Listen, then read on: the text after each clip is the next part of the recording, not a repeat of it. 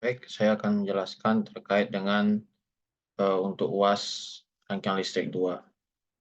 Yang pertama terkait dengan AC power analysis, rangkaian AC dipengaruhi oleh tegangan arus daya, terus yang dipengaruhi oleh waktu, sehingga berbentuk gelombang sinusoidal. Rangkaian AC juga dipengaruhi oleh nilai reaktansi yang menghasilkan medan listrik atau medan elektromagnet.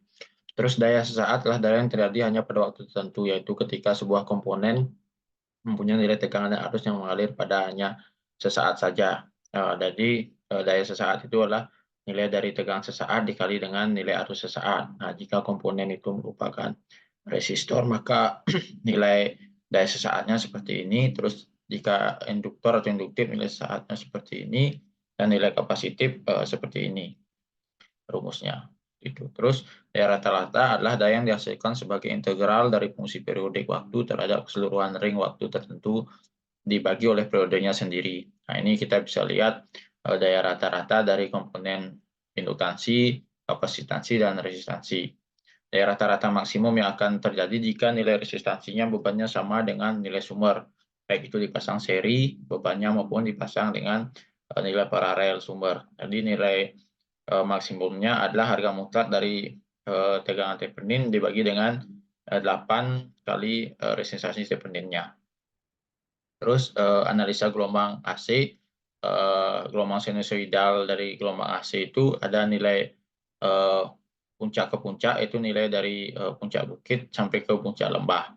Terus nilai maksimal atau maksimum adalah besarnya tegangan dari titik nol ke tegangan maksimum. Terus nilai efektif adalah nilai biasanya yang terbaca di alat ukur kita. Jadi PRMS itu sama dengan P maksimum dibagi dengan akar 2 atau 0,707 dikali P maksimumnya.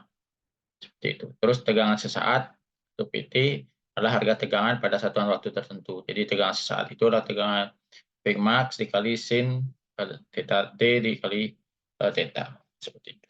Terus segitiga daya. Nah, segitiga daya ini karena tegangan AC itu dipengaruhi oleh beban-beban induktif, terus beban kapasitif. Jadi untuk daya-daya itu berbeda. Jadi daya semu untuk PA itu hasil kali antara tegangan dengan arus. Kemudian daya nyata atau dengan satuan watt itu hasil dari tegangan kali arus dikali cos P. Jadi untuk 3 pasanya berarti tegangan dikali arus dikali cos P dikali akar 3 atau daya semu dikali cos P. Untuk daya reaktif atau par untuk pasa yaitu tegangan dikali arus sin P. 3 pasanya berarti tegangan kali arus sin P kali akar 3 atau daya semu dikali sin P. Gitu. Terus faktor daya. Faktor daya adalah perbandingan antara daya aktif dengan daya semu atau nilai kosinus sudut antara daya aktif dan daya semu. Faktor daya rumusnya atau Kospi rumusnya adalah daya aktif dibagi dengan daya semu. Faktor daya yang baik adalah satu. Cara mendapatkan faktor daya yang baik adalah dengan membuat sudut pasa antara tekanan arus seminimal mungkin, serta dengan menekan rugi-rugi yang dialami dalam penyaluran tenaga listrik dan mengurangi beban yang bersifat reaktif, yaitu induktif atau kapasitif, serta menambahkan alat bantu seperti kapasitor bank. Terus pengaplikasian listrik AC. Nah, ini listrik AC ini kalau kita lihat yang sering kita lihat adalah dimanfaatkan oleh perusahaan listrik negara dengan menggunakan sistem AC. Kenapa? Karena transmisi dan distribusi sistem AC ini untuk jarak yang jauh dapat menggunakan tegangan tinggi ataupun tegangan menengah. Dengan tegangan penyaluran yang tinggi menyebabkan arus yang disalurkan pada daya yang sama menjadi lebih rendah sehingga bisa menghemat penggunaan penampang penghantar. Terus listrik AC lebih mudah dinaikkan dan diturunkan. Terus kebanyakan beban membutuhkan listrik AC baik itu 1 pas maupun 3 pas. Terus kemudian sirkuit 3 fasa, sistem 3 fasa dihasilkan oleh generator yang terdiri dari 3 sumber yang punya amplitude dan frekuensi yang sama namun berbeda sudut fasa. Sistem ini merupakan sistem yang paling umum dan ekonomis. Sistem 3 fasa sangat penting karena hampir semua tenaga listrik didistribusikan dalam sistem 3 fasa. Daya listrik 3 fasa konstan sehingga menghasilkan transmisi daya yang seragam dan sedikit getaran pada mesin, dan sistem 3 fasa ini ekonomis daripada sistem 1 fasa. Jadi tegangan itu sama, cuma sudut pasanya yang berbeda seperti itu. Terus 3 fasa seimbang ada 2 hubungan, yaitu hubungan bintang dan hubungan delta. Nah, hubungan bintang nilai impedansinya itu antara set 1, set 2, dan set 3 itu sama. Itu disebut impedansi W atau bintang. Terus nilai impedansi di delta antara set A dan A, B, C itu sama. Nah, untuk beban seimbang dalam hubungan W dapat ditransformasikan ke dalam hubungan delta, di mana nilai impedansi delta sama dengan 3 kali nilai impedansi Y, atau nilai impedansi Y sepertiga dari nilai impedansi delta.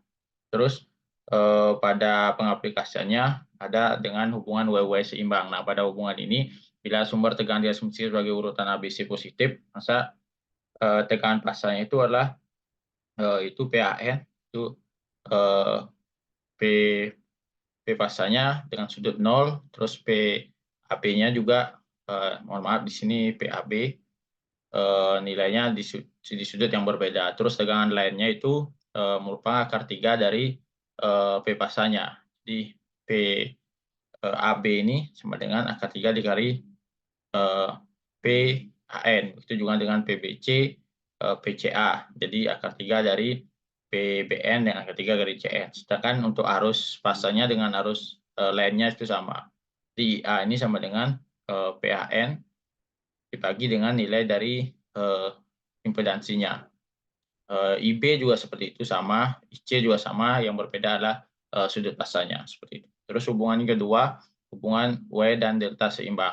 Nah, bila mana sumber tegangan diasumsikan dengan urutan positif, tegangannya sama seperti tadi, cuma berbeda di sudut pasarnya baik di AN, BN maupun CN. Terus untuk tegangan lainnya itu PHB, PAB sama dengan sebenarnya PAB juga. PAB di sumber dengan PAB di beban itu pada hubungan ini sama. Itu akar 3 dikali dengan P pasarnya. Begitu juga dengan PBC dan PCA. Terus untuk arus pasarnya itu IAB sama dengan nilai tegangan di AB dibagi dengan impedansi delta pada bebannya. Seperti itu. PBC, PCA juga sama, nilai impedansi, nilai tegangan di masing-masing impedansinya dibagi dengan nilai impedansinya. Sedangkan untuk arus lainnya itu merupakan akar 3 dikali dengan arus pasarnya. Jadi IA ini, arus lain ini sama dengan akar 3 dikali IAB. Itu juga dengan IB dengan IC. Terus untuk hubungan ketiga, hubungan delta-delta seimbang, bila mana sumber tegangan kita asumsikan dengan urutan positif, tegangan fasenya itu sama dengan tegangan lain. Jadi PAB sama dengan PAB. Jadi antara sumber dengan beban itu tegangannya sama. Yang membedakan dari masing-masing ininya adalah sudut pasarnya. Terus untuk arus pasarnya, IAB itu sama dengan PAB dibagi dengan impedansi deltanya, impedansi di pasarnya itu. Begitu juga dengan PBC dan PCA. Terus untuk arus lainnya itu akar 3 dikali arus pasarnya. Di IA, misalnya IA itu sama dengan akar 3 dikali dengan IAB, perpasarnya. IB juga begitu. Jadi akar 3 dikali PBC. IC juga begitu, akar 3 dikali dengan PCA. Atau kita bisa juga menggunakan hukum Kirchhoff, IA ini sama dengan IAB dikurangi dengan ICA. Seperti itu. IB juga seperti itu, IC juga seperti itu. Terus hubungan yang terakhir yaitu dengan sumber delta dan beban bintang seimbang. Dengan urutan positif juga, tegangan fase sama dengan tegangan lain. Jadi PAB pada sumber sama dengan PAB pada beban juga. Yang membedakan antara PAB, PBC, dan PCA adalah sudut pasarnya. Terus untuk arusnya, antara arus pasar dan arus lainnya juga sama. Jadi IA ini sama dengan nilai pada pasarnya ini dibagi dengan akar 3 dikali nilai dari impedansi di bebannya. Begitu juga dengan IB, begitu juga dengan IC yang membedakan adalah sudut pasarnya. Terus pengaplikasian hubungan 3 pasar.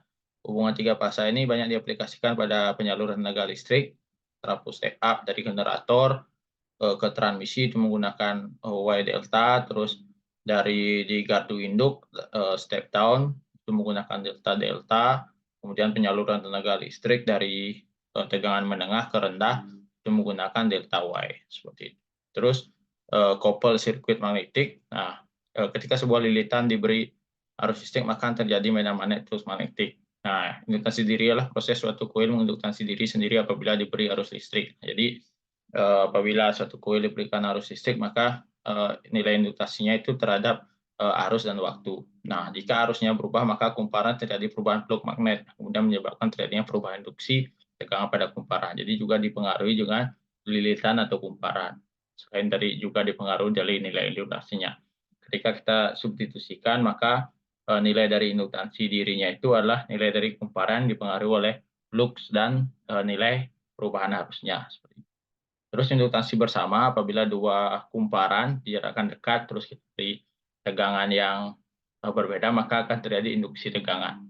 Nah ini misalnya kita tegangan kita berikan tegangan di kumparan satu maka selain dia menginduksi kumparannya dia sendiri terjadi flux ini dia juga mempengaruhi induksi ke kumparan sebelahnya atau kumparan terdekatnya.